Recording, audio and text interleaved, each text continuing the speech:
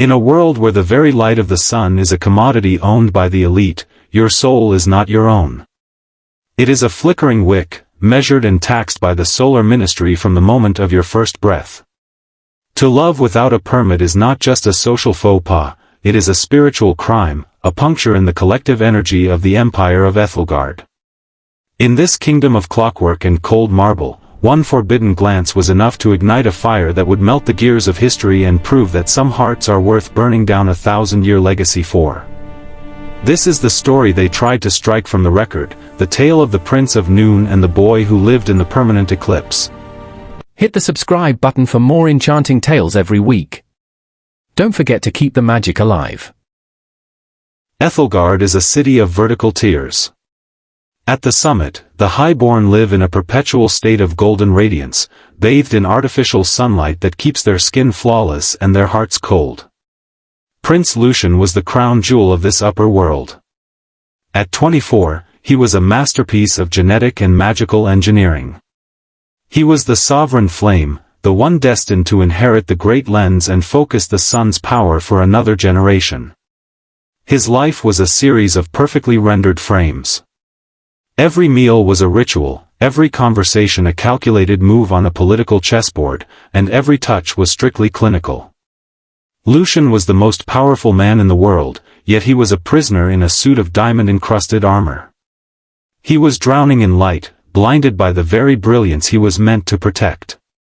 But beneath the floating gardens and the ivory spires, where the shadow of the city falls like a permanent bruise, lies the District of Embers.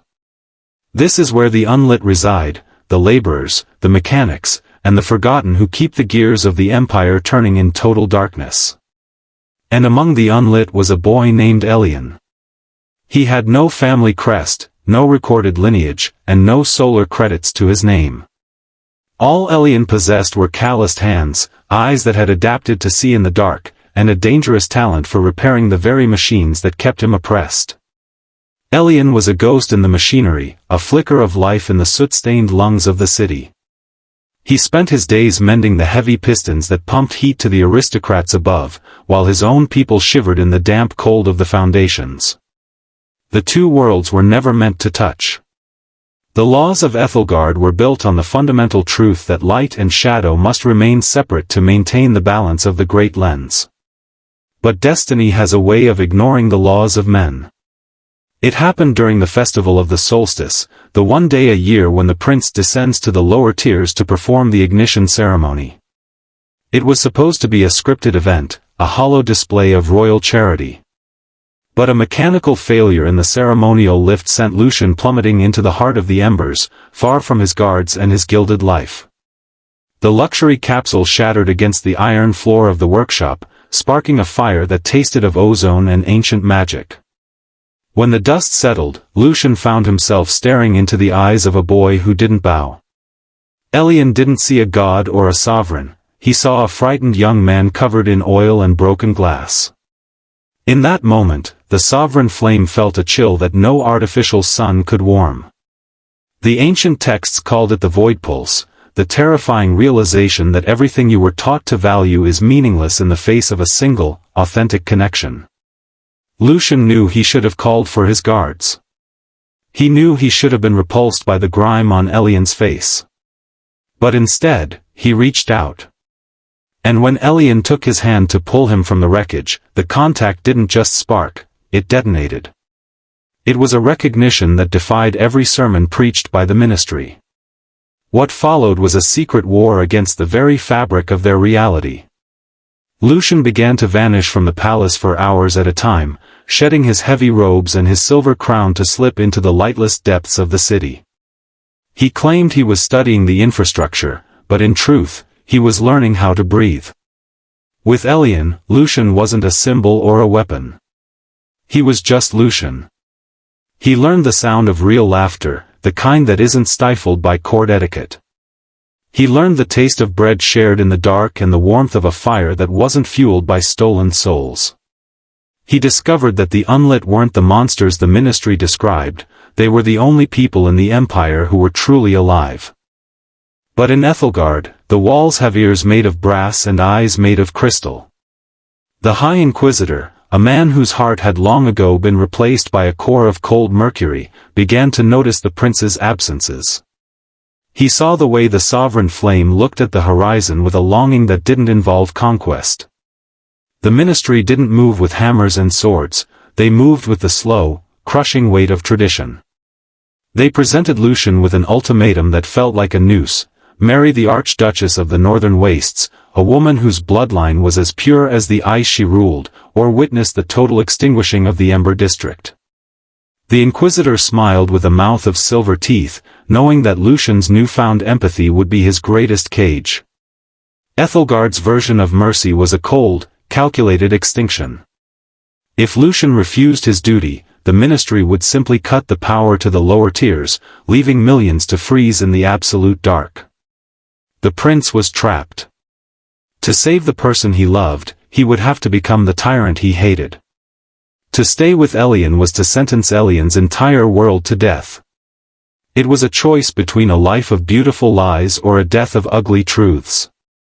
He spent nights pacing his balcony, watching the orange glow of the District of Embers far below, realizing that his crown was nothing more than a golden brand.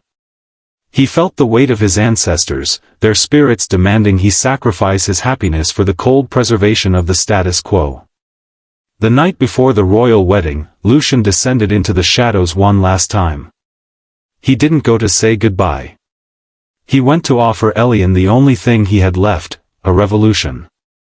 "They think they own the sun," Lucian whispered, his violet eyes glowing with a newfound, rebellious light.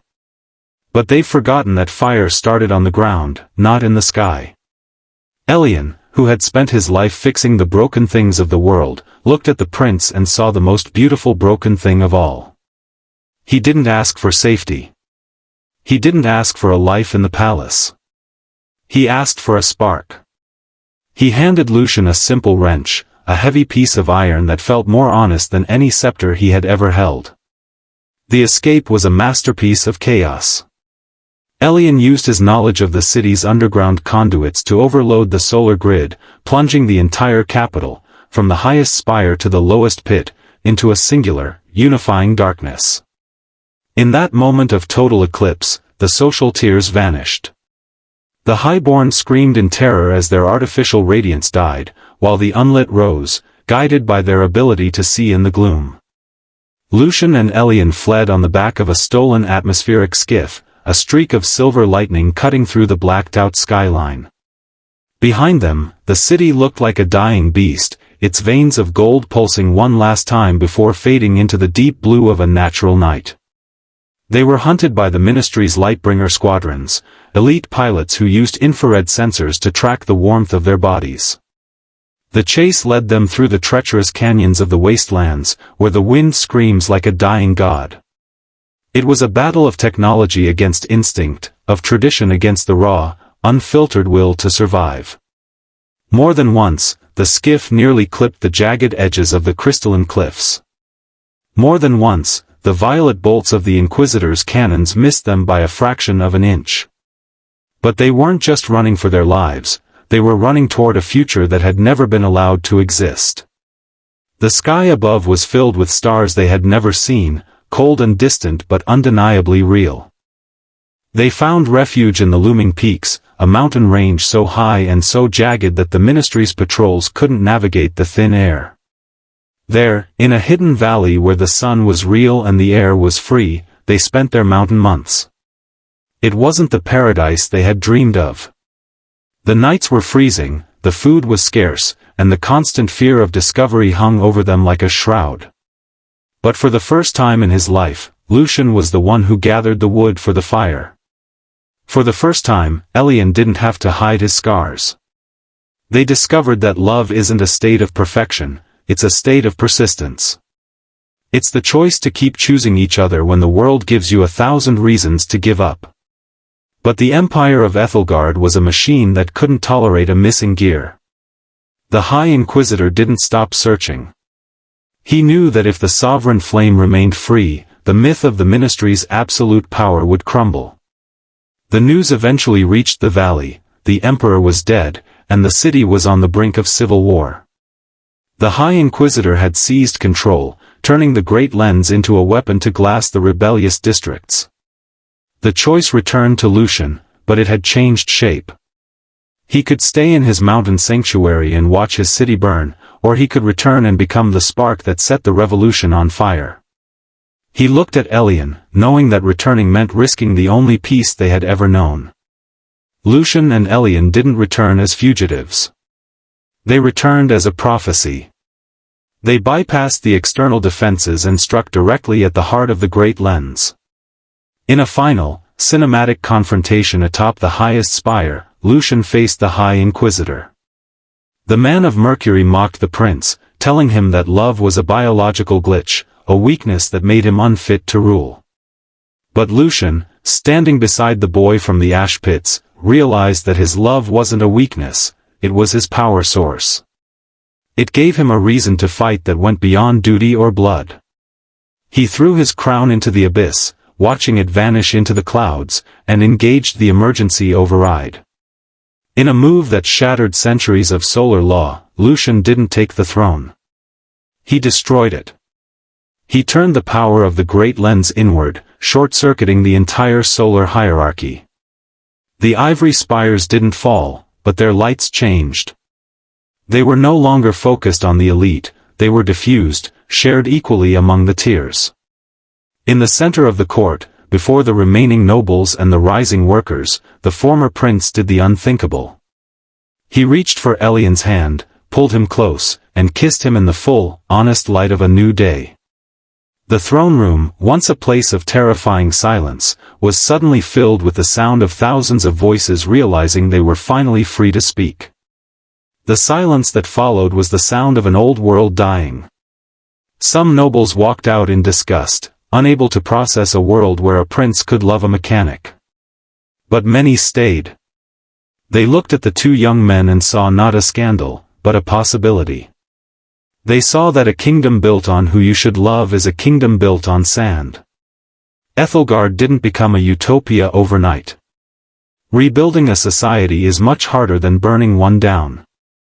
There were years of political struggle, of lingering hatred, and of deep-seated prejudice. But the age of transformation had begun. The ministry was dismantled, replaced by a council that valued the soul over the credits it could produce. Lucian and Elian lived their lives as beacons. They didn't retreat into the palace, they walked the streets of the Embers and the gardens of the Noontier alike. They became the first couple in the history of the Empire to prove that light and shadow don't have to be enemies. They can be the two halves of a single, beautiful whole. Years later, long after they had both passed into legend, a child in the new Aethelgard found a small, clockwork heart in a museum. Inside was a simple inscription, "To the boy who taught the sun how to feel." It was a reminder that even in the darkest empire, a single heart can change the tide of history. This story is not just a relic of a fantasy world. It is a reminder that the cages we live in, whether they are made of laws, expectations, or fear, are only as strong as our willingness to stay inside them.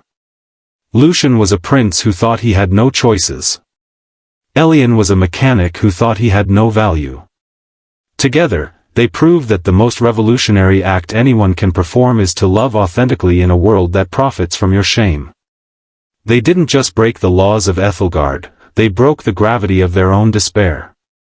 They showed us that the light we seek is not found in the palaces of others, but in the hands we hold in the dark. Every time you choose to be yourself, you are picking the lock for someone else. Every time you refuse to follow a script you didn't write, you are rewriting the future. The kingdoms of the world may change, the names of the tyrants may shift, but the truth remains the same: love is always impossible until someone is brave enough to make it real. The Sovereign Flame and the Boy of Bone didn't just change their own lives, they gave an entire empire the permission to be human. Their names became a whisper of hope in every dark corner of the world, a secret password for those who dare to dream of something more. As you navigate your own tears and your own shadows, remember their story.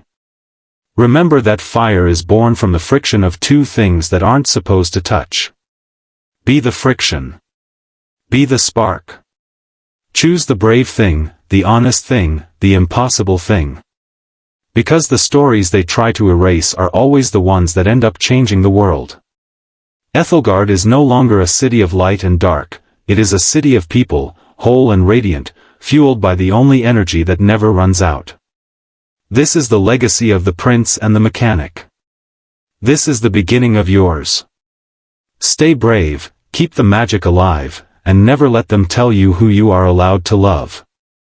The sun belongs to everyone now. If you loved this story and the many others on my channel, ensure you subscribe for more enchanting tales.